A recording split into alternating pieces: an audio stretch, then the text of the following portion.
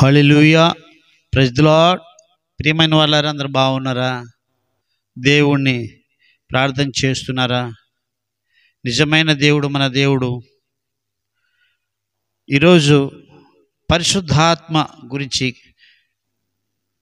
కొన్ని విషయాలు మీతో బోధించాలని ఆశపడుచున్నాను. పరిశుద్ధాత్మ ఈ లోకంలో దేవుని యొక్క పని చేస్తుంది. పరిశుద్ధాత్ముడు మన కొరకు పంపించబడ్డాడు.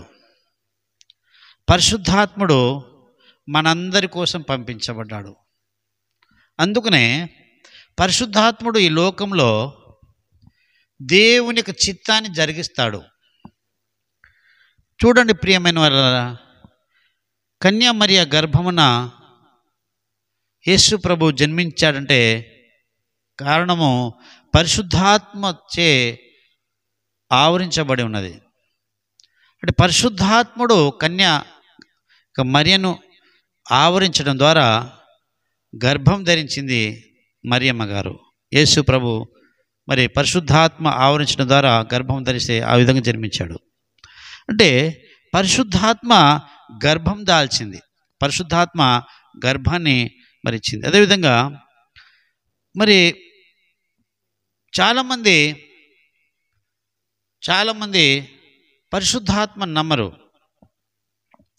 పరిశుద్ధాత్మ నడిపింపును నమ్మరు. పరిశుద్ధాత్మ ప్రియమైన వాళ్ళారా, లూకా సువార్త 4వ అధ్యాయము 1వ వచనము, అదేవిధంగా 14వ వచనం మనం చూసినట్లయితే పరిశుద్ధాత్మ యేసునొద్దకు నడిపించును.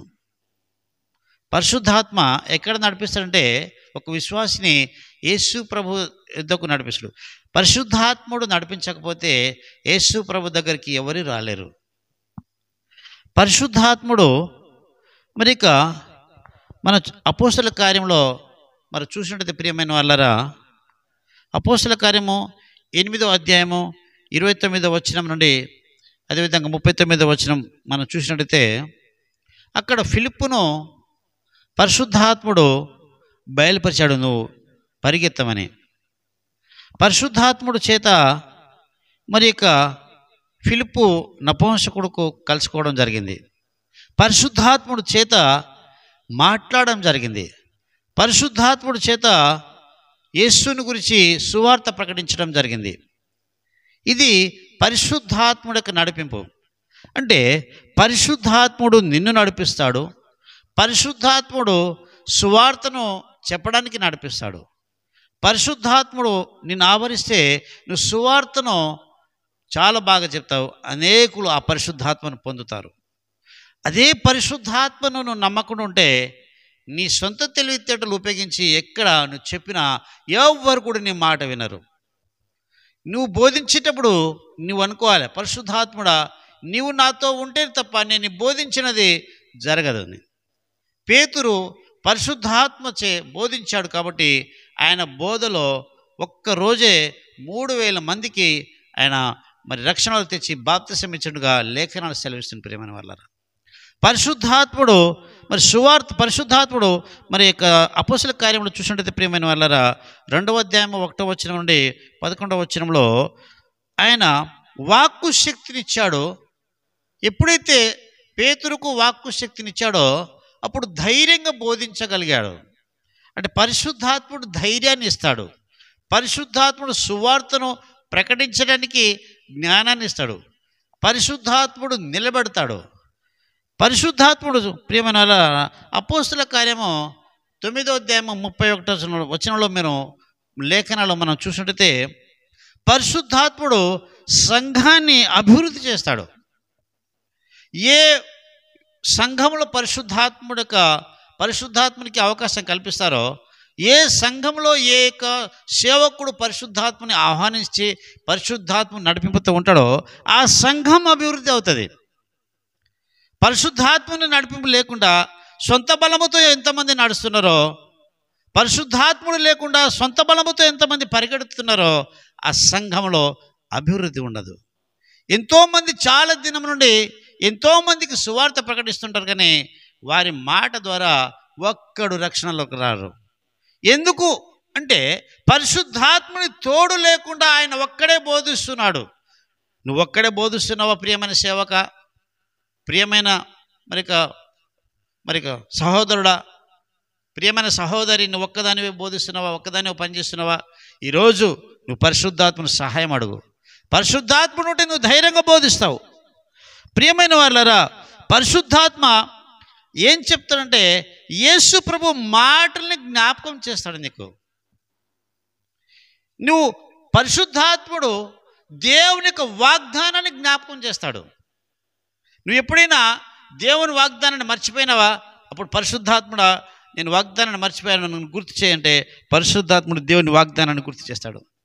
అప్పుడు ఆ వాగ్దానాన్ని చేత పట్టుకొని నువ్వు ప్రార్థన చేస్తే నీ జీవితంలో క్రియలు జరుగుతాయి, నీ జీవితంలో సూచక్రియలు జరుగుతాయి, నీ జీవితంలో అద్భుతములు జరుగుతుంది, నీ జీవితంలో అద్భుతంగా నడిపించబడతావు. నీ సేవలోను, నీ కుటుంబంలోను, నీ వ్యక్తిగత జీవితంలోను నువ్వు అద్భుతంగా రాణించాలి, అద్భుతంగా గెలవాలి అంటే పరిశుద్ధాత్ముడు తోడుగా ఉంచాలి.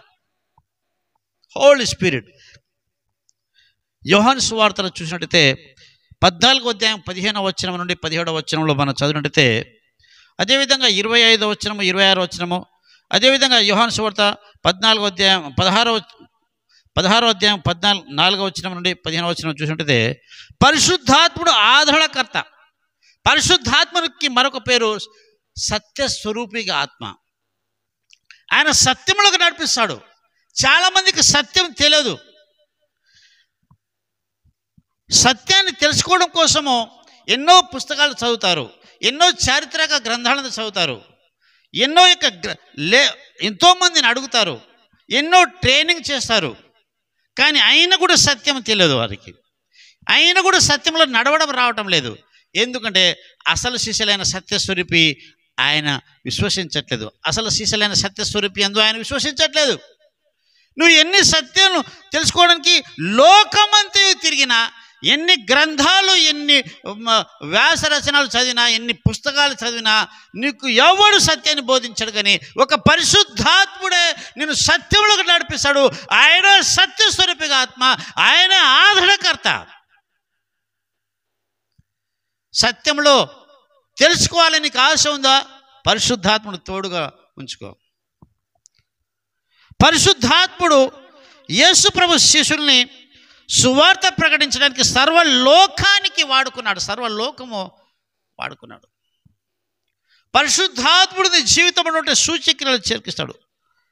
అపోస్తల కార్యం చూసినట్టు ప్రియమైన వాళ్ళ 6వ అధ్యాయం 6వ వచనంలో పరిశుద్ధాత్ముడు వారికి తోడున్నప్పుడు, వారు చేతులు ఉంచినప్పుడు, ప్రార్థన చేసినప్పుడు పరిశుద్ధాత్ముడు దిగి వచ్చాడు. పెంతెకోస్తు దినమున పరిశుద్ధాత్ముడు దిగి వచ్చాడు. మందిరమంతా నింపబడ్డారు. ప్రియమైన వాళ్ళరా, ఇంకా నువ్వు పరిశుద్ధాత్మను విశ్వసించట్లేదా? ఈరోజు దేవుడు నీతో మాట్లాడుతున్నాడు. పరిశుద్ధాత్మను నిన్ను ఆదరించడానికి, నేను సత్యంలో నడిపించడానికి సిద్ధంగా ఉన్నాడు. నీవు పరిశుద్ధాత్మను పొందుకో. Thank you holy spirit. Amen.